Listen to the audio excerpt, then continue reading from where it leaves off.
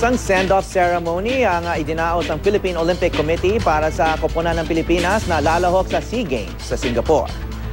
Layo ng ating mga atleta na ibangon ang bansa mula sa 7th place finish nung huling SEA Games sa Myanmar at maging number 1 sa taong ito. May news to go si Mav Gonzalez. Pinagdasal at binasbasan ang mga atleta at opisyal sa misa. Pagkatapos, tinurn over ni Philippine Olympic Committee President Peping Cojuangco kay Chef de Mission Julian Camacho ang bandera ng Pilipinas.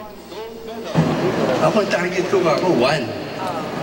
Ba't ito pa target? Ang baba agad. Parang yung dinidemoralize yung atleta natin, hanggang doon na lang sila. After all, hindi naman imposible yun. Bumagsak sa 7th place ang Pilipinas sa 2013 SEA Games sa Myanmar. Kaya naman maraming umaasang babawi ang Pilipinas ngayon. Isa sa frontrunners ng Team Pilipinas, ang billiards world champion na si Rubelen Amit. I've played in a world championship tournament, pero grabe yung pressure sa SEA Games. I always play to give honor and glory to my God. At the same time, parang feeling ko, parang you're in a war, kasi you have to defend your country.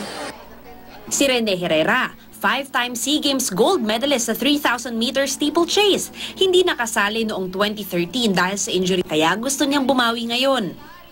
Recover lang na injury. Pero ngayon, siyempre, lumalaban pa rin ako para makamedalya. Unang beses naman sasali sa SEA Games ng women's water polo team. Nag-hold kami ng fundraising activities para mapondohan namin yung sarili namin to go to the Southeast Asian Games.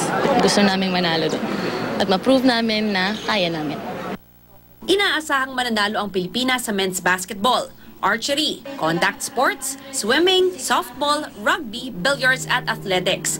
Marami ring nag-aabang sa volleyball, lalo pa 2005 pa nang huling sumali sa sport na ito ang Pilipinas. Sa June 5 hanggang 16 ang SEA Games at may pakiusap ang Team Pilipinas sa mga Pinoy sa Singapore.